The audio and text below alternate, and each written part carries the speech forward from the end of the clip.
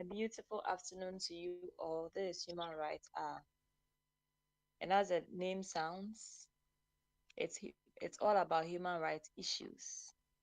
And as the signature tune says, give to Caesar what belongs to Caesar. So we are coming to give to you human rights issues to empower you for you to seek redress should you face any of the challenges. Because human rights is almost everything human. Joining me for today's discussion is Mr. Bright Abia. Hello, Bright. Hello, Doki. Good afternoon. Yeah, good afternoon. It's always morning, so don't worry. Okay. Good morning to you. Good morning How to are your you listeners. doing? Well, in Africa, it's evening and we are fine. I am fine, Doki. I'm very How about excited you? to have you on the show today. Yes, I missed the show. These days I'm almost always traveling, so I've been missing the show. But everything is fine. Ghana is doing Great. well. It's raining where I am today, and it's quite cold. Wow. Is that not a blessing? Some will say God is crying, or what is your take? If you see rains, what comes to mind? Oh, it's a season for rains, and even though it's a blessing for our crop farmers, it also disrupts activities of those of us who are not, especially today being a day for funerals in Africa and weddings. This rain is actually a disruption. For the farmers, it's a good intervention for someone.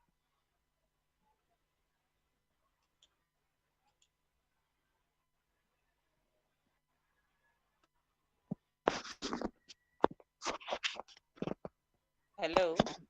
Yeah, I'm here. Right. In We Ghana, are there are a lot of things listening. happening. I don't know if you're following, but just before we start, I can give you an update of what is happening in Ghana, so long as human rights issues are concerned. But you can ask me any question and I'll answer for you. Right. I mean, we are all ears. Tell us what's happening in Ghana. Well, the issue about Nogopo and all of its attendant issues, where a popular preacher named the community or tagged the community as the headquarters of demons in Volta region, popular Nogopo.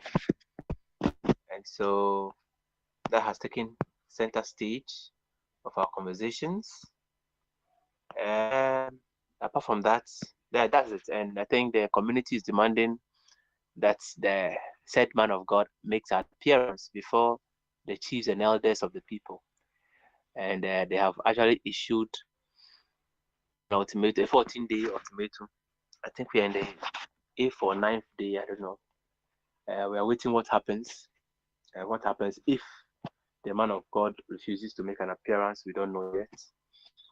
Yes, and for me, observing from the human rights perspective, I feel that our constitution guarantees everyone the freedom of worship and to express their worship.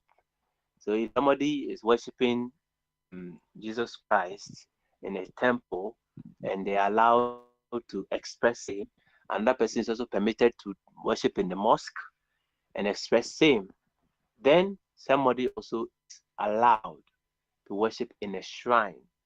So I feel that on this basis, the preacher erred on the side of the law, that he has absolutely no right to tag the community as demonic simply because they are known to be idol worshippers or they are shriners. That is a community. There is a popular thunder god in that community. People presume that because the thunder god, the shrine of the thunder god is in that community, it is presumed that the whole community is a shrine. But the thunder god has its name and they have their place they operate, and the town or community is built around It's so the time is called Nogogo, but the god or the shrine is not Nogogo. There are two main shrines and other smaller shrines there. And on this basis, the man of God is referring to the town as the headquarters of demons. And for me, on the basis of the laws of this country, then he erred and he ought to apologize. And the community also have issued a 14 days ultimatum. The laws of Ghana do not permit people to also issue threats and ultimatums in that manner. So both the community and the man of God also have erred, and I feel that cool heads will have to prevail for uh, for us to move on. But I feel that the man of God will have to do the right thing. He has actually explained his part of the issue, and the community doesn't see that as an apology. So that is what is happening in Ghana. Interesting. I saw it on social media, and Yeah. I was asking myself some questions. For example, is it that the preacher was inspired or got a revelation from God that this town is a town for demons or something? If that Uh, is the case, has he erred? yes. On the basis of the Ghanaian constitution, which allows everybody to worship and express sin, nobody has the right to tag his or her fellow as a demonic worshiper, especially when we all understand what demonic worship is or what demons mean. He could have approached them. So I have observed that there are negative spirits here. Let's exorcise the spirit, because traditional worshippers also exorcise demonic spirits. When you're attacked by demonic spirits, traditional worshippers also exorcise. So in the same way it happens in the Christendom. So who are you to come and say that these people, or tag a whole community? It will affect investment. Now, when people are going there, they'll say, "Oh, this is a demonic headquarters. We cannot go there." It affects the peace and security of people. It affects our national security. So, on that score, on that basis, he erred. Calling a whole community the headquarters of demon, it means that investment will not come there. Right, if you have money and you want to invest in that, say this is a demonic headquarters. You are depriving the people their economic rights, even their safety, even their freedom of association. People will not like to even associate with them because you are from the demonic headquarters. So such utterances will have to be guided very well. No matter what level of revelation you have to be guided that we are within a certain law in this country. So you don't just classify a certain group of people as this. Even if you have disease, there are processes to that. Right. Meaning that the preacher has stigmatized the whole community, Yes, that's right? stigmatization, and it's against human dignity, and that is where he erred. So what are the human rights associations or organizations in Ghana doing about the situation? So far, because it is more of a spiritual matter and it's a religious issue, I haven't seen nor heard a very definite human rights stance, except those of us who have quite a deep understanding of the issue. So, even though we have human rights organizations, we are all affiliated to one religion or the other. And some personally agree with what the preacher is saying, and then a few of us also disagree. But purely on the basis of human rights, I disagree with him. It is stigmatization, and since we said that stigmatization is wrong, it is wrong. It's against the dignity of the people. The Constitution guarantees human dignity. The Constitution guarantees safety of the people, and such utterances would only affect their economic livelihoods. It will affect their image, and that is their dignity as humans. And that is why I'm saying that on this basis, the preacher got it wrong. I just got a text message. The person says, I should ask you, are you a religious person? Do you believe in God? I don't usually like to disclose some of these things, but um, I'm a very conscious soul where I understand the God system quite better. So that's why some of these things I'm able to state my position so clearly. That yes, I believe that there is God and there are gods. Like there are a lot of them. There are a lot of gods. I don't want us to go into detail, but yes, I believe in God. Right. Yes, I believe in There, God. there's an yeah, there's another trending issue in Ghana, this spousal abuse and killings. As a human rights activist, what are people doing about it? It's more or less like it's recurrent, and it's quite worrying. And it's usually women suffer. I I personally feel bad about it as a woman. Yes, it's these days because of my work, I haven't been able to. I know this part of the country I live, I don't really pay attention to the media because I'm always traveling. But I feel I got in terms of that particular story. It's very unfortunate that people are going through that. I think that it's one of the factors of bad economy. When the economy is very bad, people it affects people in this manner. People are not able to think properly and reason properly, and so they are not able to judge issues very well before taking decisions. I think some of these issues are before the security, and they are working on it. But I feel women should also be on guard and then have some level of protection or be able to sense that if this is threats, they can withdraw. Yes, that's what I'll say about that. I'll follow the story very well and have a better detail so that in our next meeting, I'll be able to state what I know and what my positions on these issues are. Right. What do you have for us this afternoon? This afternoon, I am talking about a very important subject. Um, yesterday, we observed something related to climate. So in Ghana, we were looking at planting trees to protect or to ensure that our environment is protected. So today we have decided to discuss environmental conservation. We're looking at how to empower the youth so that for environmental conservation and what role NGOs like Global Dignity Forum is having to play in ensuring that our environment is conserved. And that has been a theme for our year. So I'll be speaking on this subject matter, and I crave the indulgence of our listeners to follow us through. My name once again is Bright Emmanuel Abia, and I'll be taking you through today's presentation from Ghana. And when we are talking about environmental conservation, we are saying that it's the practice of us humans saving the environment from the loss of species and the destruction of the ecosystem, primarily due to pollution and human activities.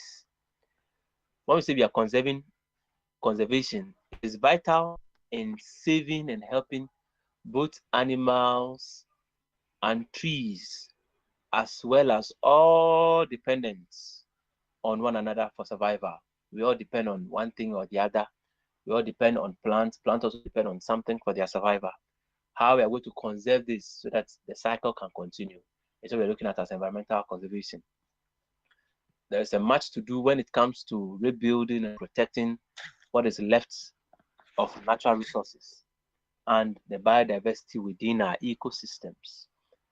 Environmental conservation is an umbrella term that defines anything we do to protect our planet and conserve its natural resources so that every living thing can have an improved quality.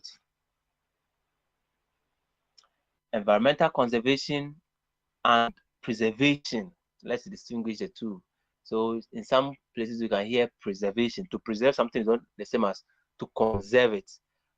Now I say that environmental conservation and environmental preservation are two terms that people use often, but interchangeably.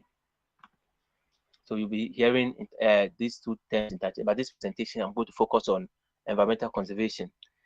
Although they are quite different, conservation refers to the responsible management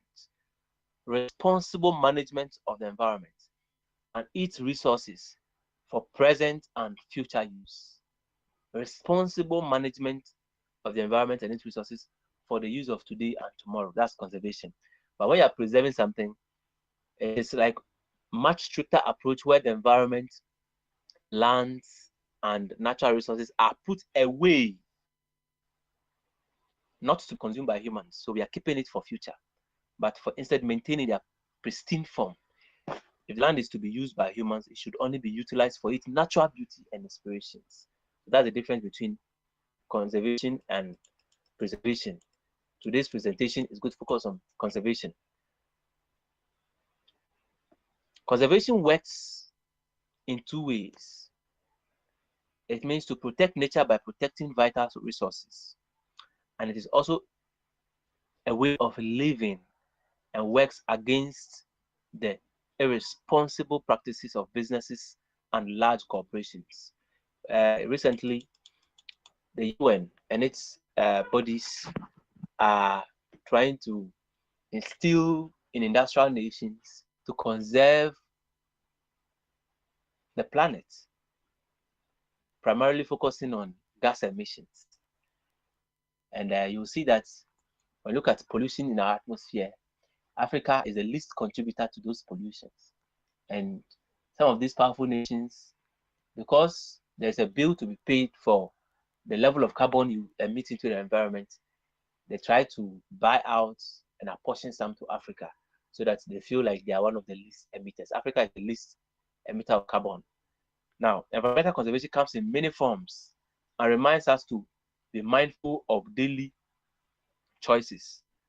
No matter how busy your life may be, it remains really easy to make small yet necessary changes for the good of the earth. If we all took little steps, we would make our way towards major progress. This can be achieved by paying more attention to what we buy and not using resources unnecessarily.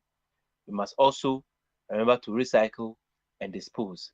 Now, let me take our listeners and our viewers briefly to how the situation is in Ghana. The World Bank, that was last year, 2022, I think in November. The new country director, new climate and development reports for Ghana estimates that at least 1 million more people could fall into poverty due to climate shocks if urgent climate actions are not taken. Income could reduce by up to 40% for poor households by 2050. The analysis calls for pursuing a development pathway that builds resilience to climate change and fosters a transition to low carbon growth through combination of policies and public and private investments. Ghana's economic and human development is vulnerable to climate change. On average, flooding affects around 45,000 Ghanaians every year, and half of Ghana's coastline is vulnerable to erosion and flooding as a result of sea level rise. Without prompt action, higher temperatures and heat stress will affect crop labor productivity, and more erratic rainfall patterns will damage buildings and infrastructure. This is a report from I took this is an excerpt from the World Bank climate report, which is to tell us that we have to now begin to focus on conserving the environment as a more definite aspect of climate change management. Now let's look at how the youth can participate in this, or what the role of the youth in this. Here are some ways in which you, as a youth, can take control of your future, protect our environment and ecosystem. The first thing I want to focus on as the role of the youth and a way of empowering them is to start your own initiatives or volunteer with environmental organizations. These days, there are a lot of environmental organizations.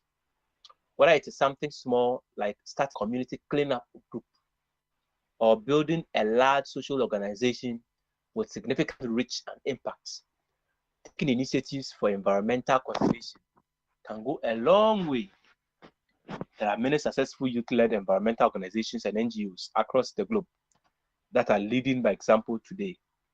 However, if you are not up to it, you can also make an impact on the environment by getting involved with local non-profits and assisting the environmental community groups.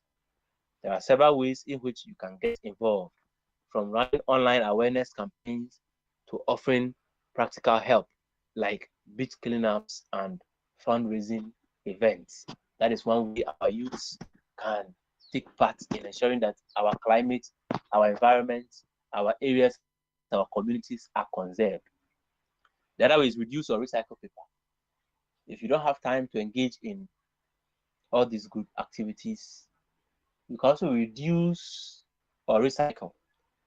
What do you do with your old textbooks, novels that are not in use? Why not donate them to juniors or kids in your neighborhood, or send them across to countries where children have little or no access to educational resources?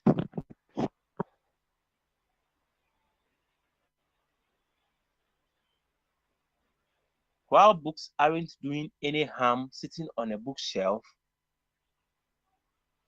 why not save resources by putting them to reuse? Similarly, recycling unwanted papers reduce the raw material damage for paper production. That's conserving trees and forest ecosystems. Just a bit of information. We get a lot of the paper we get are from some natural sources like trees. When we recycle these papers, what happens is that it reduces our dependence on the trees and plants that are used for papers. A typical example is when it comes to Ghana, we use egg crates, paper egg crates. These days we've seen the plastic ones, but predominantly paper egg, poultry egg, paper egg crates. Now what happens is that people move around, they go to grocery shops, then gather these boxes that were used to package goods, and they go and recycle them into egg crates.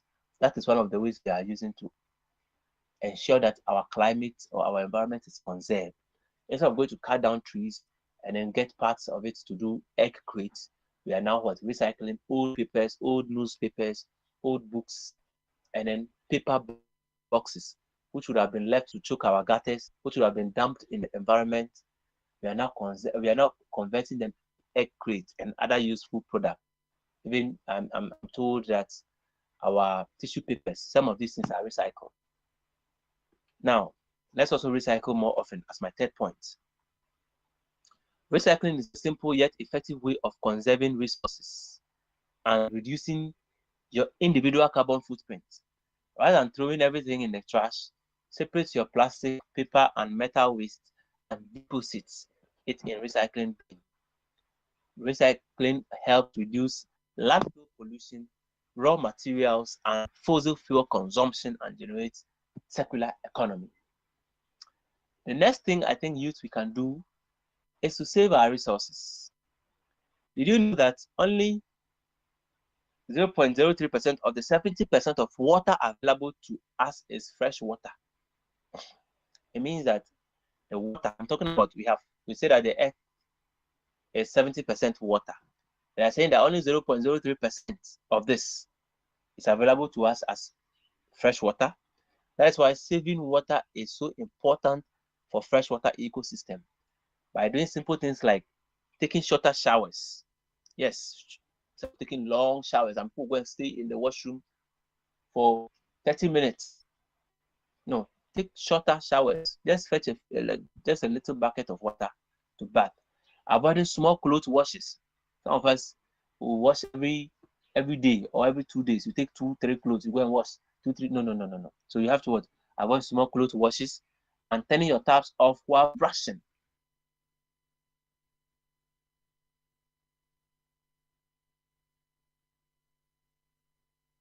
Now people leave their tap on whilst brushing until they finish brushing their teeth, then off. By doing this, you can save gallons of water. Similarly, it is important to be mindful of your electricity consumption and make adaptations so that you can reduce the demand for energy production and thereby preserve fossil fuel resources. Yes, we generate our electricity by the use of fossil fuels. That's what we see in gas and other forms. When we conserve energy, reduce the demand for fossil fuels, which will be better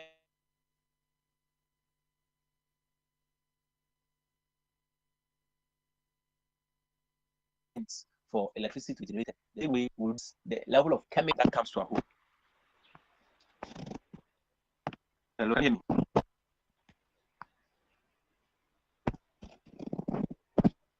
Okay. The fifth thing I'm going to look at is buy sustainable products. Plastic is one of the most significant contributors to soil and marine pollution, endangering both the land and marine life. Plastic isn't biodegradable.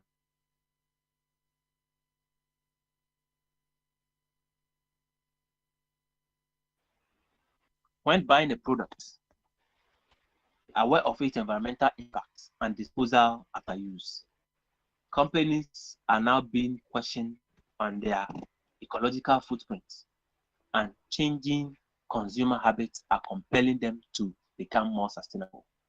There are several sustainable brands available today, and it is easier to find out about the product's origin, materials, and recyclability when you are stocking up on school or office supplies like folders and pens, or buying toys and home accessories. Also, buying local products and produce is a great way to minimize carbon footprints, as goods don't have to travel long distances and consume more fuel by transportation. Those of us who will be in Tamale and are ordering things from Accra, you are contributing to environmental pollution and actually reduce cars on our roads. If we plan our activities, we plan our schedules. Okay. The last thing I want to talk about when it comes to conservation is decrease meat and dairy consumption. This may offend our meat consumers. I like meat. I hardly eat fish. Methane is one of the most potent greenhouse gases that contribute to global warming. With increasing demand for meat, the number of livestock farms has gone up significantly over the last few decades. As livestock release large amounts of methane into the atmosphere, excessive meat and dairy consumption has detrimental effects on our climate. Additionally, unsustainable dairy and cattle farming leads to the destruction of ecological important areas such as wetlands and forests. Deforestation requires house animals like cows and chickens are damaging habitats and natural ecosystems where hundreds of species depend on each other for survival. That's the only way we can prevent more damage is by being responsible and eating less meat and dairy products. I am in the poultry sector. I am to agric, and I tell you, had it not been the level of economic shocks we have in Ghana, there would have been more poultry farms today. We have to destroy more forests to put up poultry farms. Ghana consumes so much of poultry products. Unfortunately, 98% of them are imported because our local production is not able to meet our demand. So this is how our appetite for meat is degrading our forests. We can actually reverse this by making sure that our appetite or our dependence on this meat, if we don't consume more, definitely the level of economic activities on those areas will also go down. It means there's no market for the product. Thereby making sure that we conserve what is left of us. Lastly, only buy what you need. Things that you can do. Think about your purchasing habits. Do you buy so many products? Can you do without some of the things that you often buy? Are you being a responsible consumer? Simply buying more because of tempting offers or discounts will actually cost us and the environment more. Whether it is groceries, clothes, accessories, or home products, by purchasing only what you need, you reduce the amount of waste generated, and that's pollution. As natural resources are limited, our excessive consumption can be counterproductive and undermine our planet's biodiversity. Our women, especially, when they go to market, they buy almost everything they see around. Once there is money in the pocket, if we reduce our purchasing habits by making sure that we buy only things we need, the level of waste generated at home is reduced. Our dependence on the use of refrigerators will also be reduced, and then it will eventually lead to reduction in energy consumption, waste generation, the burning of fossil fuels. Let's look at the roles of NGOs such as Global Dignity Forum. As our natural resources are spread over entire geographical boundaries within human habitation in remote or inaccessible places, hence only for governmental departments it is impossible to maintain or look after those resources in best possible manner. We have, look at Ghana, look at the size of Africa. Look at the resources available to governments. Government agencies cannot look at all these things. NGOs are the organizations run by a group of focused people to attain certain objectives. They work on aspects like understanding the internal relationships of various natural resources, assessment of they work on aspects like understanding the internal relationships of various natural resources, assessment of resources, requirements, and planning of resource management. They also help the government to obtain relevant information for promoting and facilitates the implementation of major environmental programs. Today, the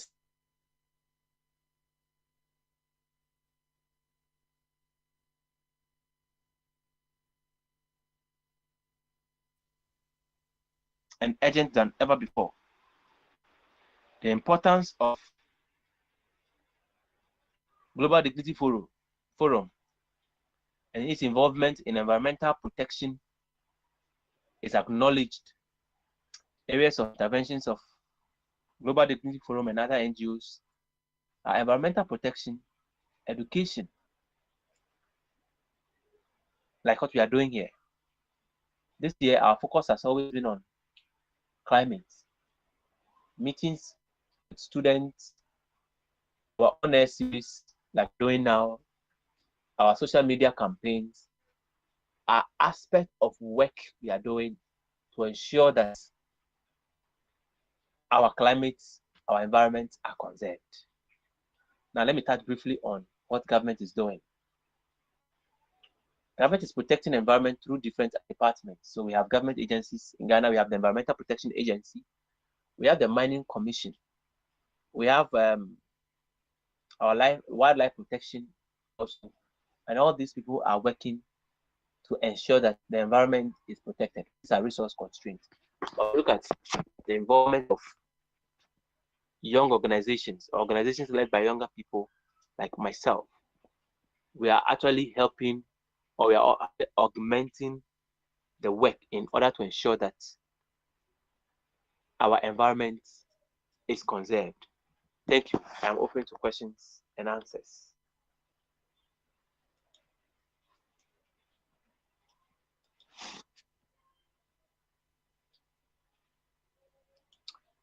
Hello? Yes. Can you hear me? Yes, I can hear you. Right.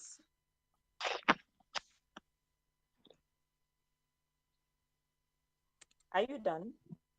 Yes. So this is the first part. What I want to Okay. draw people's attention to is that in the last few years in Ghana here, our economic situations have made people to throw away their sense of commitment to the environment. And I'll be drawing people's attention to even their own religious obligations to the environment.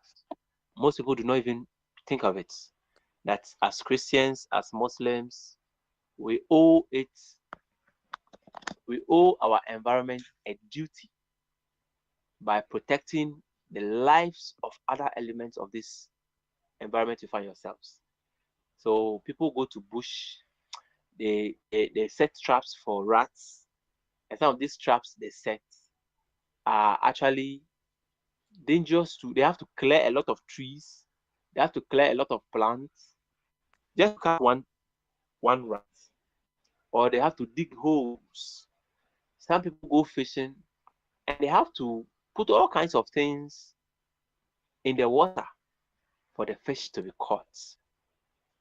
Just one or two fishes for one square meal, or a meal for 3 square meals. 3 square meal will send a lot of species, plants, animals are destroyed. as believers, as Islam, as Muslims, and as traditionalists, we owe it a duty to preserve the environment, to make sure that we use whatever we want to use in a more responsible way. If you need one fish for the day, harvest one fish for today. Let the rest be in the water. Let their life in these water bodies help ensure that the ecosystem keeps recirculating. If you need just a rat for a day, don't go setting traps, burning bush just to catch maybe 5 of them. And you should also even look at the scale of the strikes we carry out. In my travels, I look at how people are burning bush just to catch one rat. They burn about an acre just as a way of, or as a strategy of keeping or killing many of the rats as possible. This cannot be responsible. This is as dangerous as people who are mining illegally. If you criticize illegal miners for polluting our water bodies, you should be bowing your head in shame for burning an acre of land just to catch 1 or 2 rats. If you should criticize our politicians for not being responsible with our finances, you should also be bowing your head in shame for some of the things you do to our environment. When it's raining, you throw your litters, because we are in a rainy season, so people are just throwing litters once they see that there's some level of flood or into the gutters. That cannot be responsible living. So we owe it a duty to the environment. We owe it a duty to our faith as believers, as traditionalists, as Muslims, to undertake activities to conserve. And what are some of these activities? We have to reduce burning. That is why we are advocating that people should rather use biodegradable products. People should go for products they can recycle. You can go for bottles you can use and reuse for so many times. You don't have to just go for these PET bottles. You use once, you go and place them in the dustbin, and sometimes you may not even find a good dustbin. You have to throw it on the floor. We also are educating people that when you buy something from the market, make sure that you control how you litter. I feel pain when I see people leaving dirt on the floor.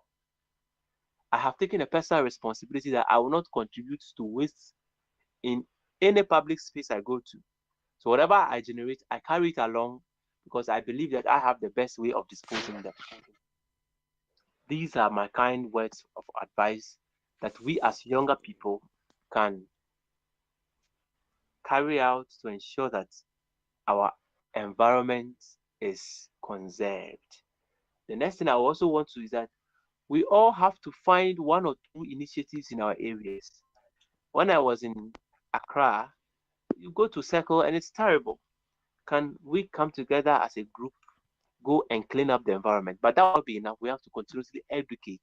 That is why organizations such as GRODIF is here to educate people and conscientize us on the need for us to preserve, conserve, and protect the environment. Today, I don't want to hit on illegal miners, but we know that illegal mining is one of the ways our environment is being degraded. When I travel across parts of Eastern region, I love what I see. When it comes to Volta region and OT region, thankfully there's no illegal mining yet. So you see that nature is fine. But you go to part of Ashanti region, part of other parts of Eastern region, and you are so heartbroken. As for Western region, it's a whole destruction of our forests. Life, search of livelihoods, we cannot throw away our sense of responsibility to nature. We have to make sure that we make use of them responsibly in order to ensure that we get some today, the future generation will also get theirs. Our water bodies are also protected and preserved so that it will not breed sickness for other people. Right now, the water we drink, I've even made I've taken a decision to stop drinking sachet water because I am not too sure how the water is even treated. Water from our tap is not safe, especially for those in Ashanti, Western, and even other parts of Africa where mining is heavy. Let's have this sense of responsibility towards nature. Let's have this sense of awareness that, okay, as part of our love for whichever deity we serve, whichever faith we believe or we practice, we owe it a duty to live harmoniously with nature. We owe it a duty not to litter our environment. We owe it a duty not to just buy because we can afford, but buy because we need it, and not necessarily we have to buy everything thinking that tomorrow will never come. Thank you very much. I'm open to questions. Right. Thanks. It's been very interesting, I must say. I have one quick question. You said we should buy what we need at the moment, right? Yes. So when you made that statement, so many things were running through my mind, such as to avoid air pollution. Okay, it would be good for us to buy things in bulk. Mhm. So what happens to that? Are you saying we shouldn't do that because of pollution? Because if Okay. we are to also go and buy them just one at a time, it will also create air pollution because we are using cars, and we also Okay. think the cost might also shoot up, especially in Ghana where it's been a while I've been to Ghana, but prices keep skyrocketing daily. People would prefer to buy things in bulk. So if you are saying in order to prevent or reduce some of these challenges, we have to be buying things we need or one at a time. It's a little problematic. Or what do you say? Okay, what they simply, I know that when you go to economics class, it makes sense for you to go and buy in bulk. But when you look at the whole concept of conservation, we are asking ourselves why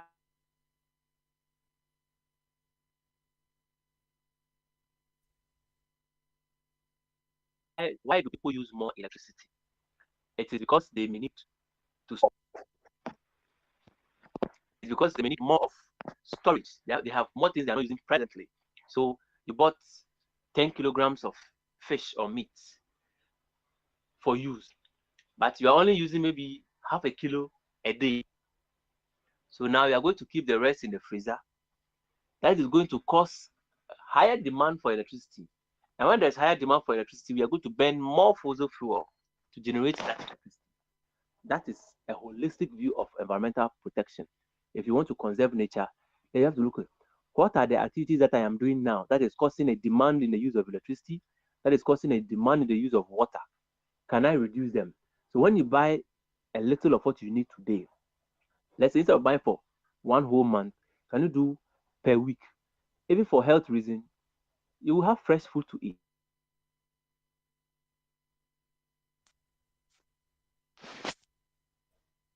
Carpooling, where 2, 3 people can put their monies together and buy what they need for a week.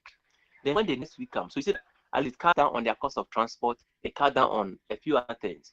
So environmental protectors or people with environmental protection consciousness, what they do is that what are you doing currently that is putting a lot of pressure and then causing the environment to be polluted? So you buy as much as you need per time.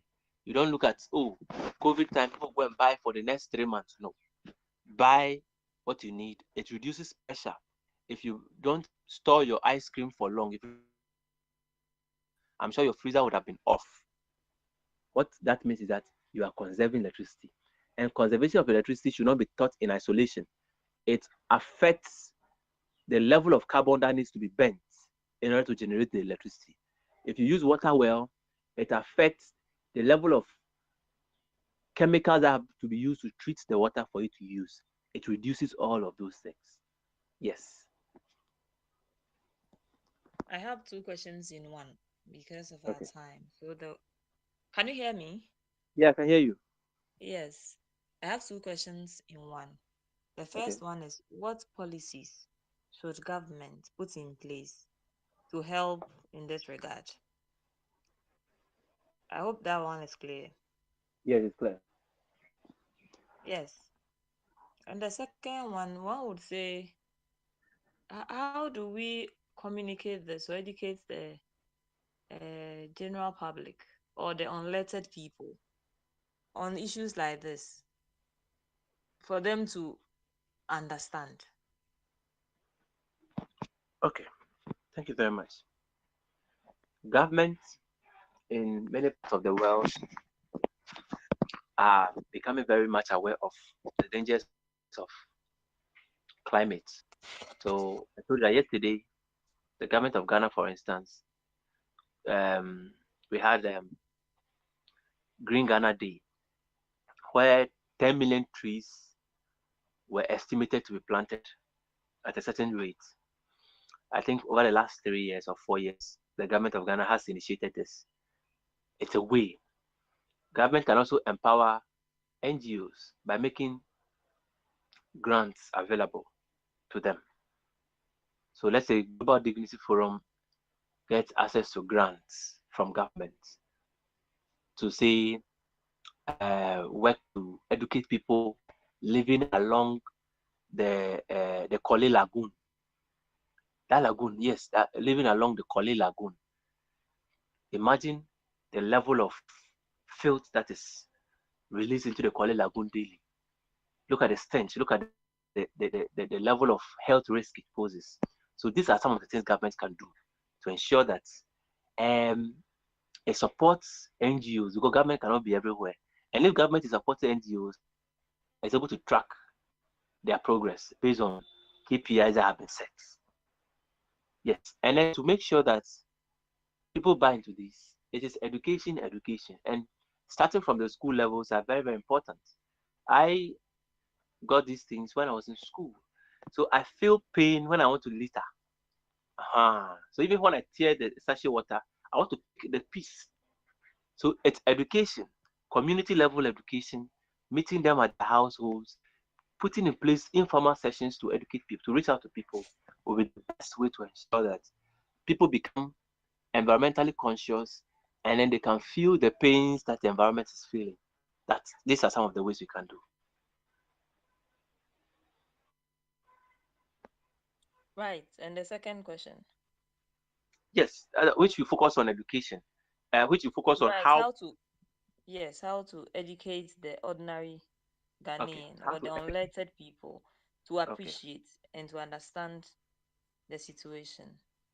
okay. One of the ways we can do is through demonstrations where we can have informal lessons with people at the household level, at community levels, in their churches, through practical demonstrations of how the activities are causing harm to our survival, our collective survival, in languages they understand.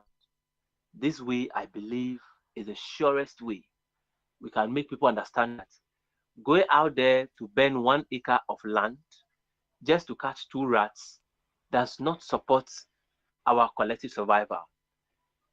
Out there to destroy a whole forest reserve just for gold cannot support our collective survival. And even killing all the habitats in the water. And also using our religious platforms, religious perspective to sustainable living makes more impact. My lesson with Hindu, when you look at Hindus or Christians and other people from some of these Asian religions, they don't tamper with the environment because they understand that it goes beyond today. The understanding of karma, the understanding of life beyond here makes them respect nature. So I think that the religious perspective using the religious platforms can make a very, very good addition to our drive towards climate conservation. Beautiful. Let's acknowledge some of our viewers, and then after that, you could give us the details of GLODIF if someone should someone intends to join or contribute. I'll start with Frank. Frank Kwekudo, he says, great submission by your guest on the Nugupu Buha. Very pointed and enlightening from a human dignity and rights perspective. So Frank says he was impressed with your comment on the Nugupu Buha. And Thank Fidelia says it's great listening to you. Do you have anything to say to Frank? Or do you want to elaborate Yes, on anything? Mr. Right. Frank is our teacher. He's our guy. He's the one that has put all of us here. So I thank him for his comments. Right. So can you help us with the details of GLODEF? Yes, Global Dignity Forum is a human rights organization focused on looking at the dignity of the human existence. Human rights is broad. Human dignity focuses on a very important aspect of human rights that we are born free and equal in dignity and in rights. And that's what we are doing. We are born free and equal in dignity and in rights. We are endowed with conscience. We have to live, treat each other as God in the spirit of brotherhood. We are in Ghana. You can reach out to us, support us in every little way you can. It can be your cash, it can be volunteering through 024 597 9391. That's the number of our acting director, Kwame Nkrumah. 024 597 9391. And you can, in any support package you have, just pass it through him and he will show you the right person to contact. Thank you very much. My name once again is Bright Emmanuel Abia. I'm signing out. Right. Thank you, thank you, thank you. Are we having you next week? Sure, I'll be here next week. Right. On the same topic? I'll look at a different angle. By then, I'll be observing the Nogupo story so well because I think next week will be 14 days will be up, and then I'll give an interesting perspective and a whole human rights perspective to whole Bruha, why we have to have religious tolerance and respect each person wherever any of us belong. You don't use yours to attack the other person, and I look at it purely from the human rights perspective. We can't wait. I may have to also follow the issue and get an understanding of the situation. Thank you, thank you, thank you. We are grateful to have you once again. So as usual, my name is Dorcas, but hey, call me Doki. My producer has always been Papa Smiley. It's bye for now.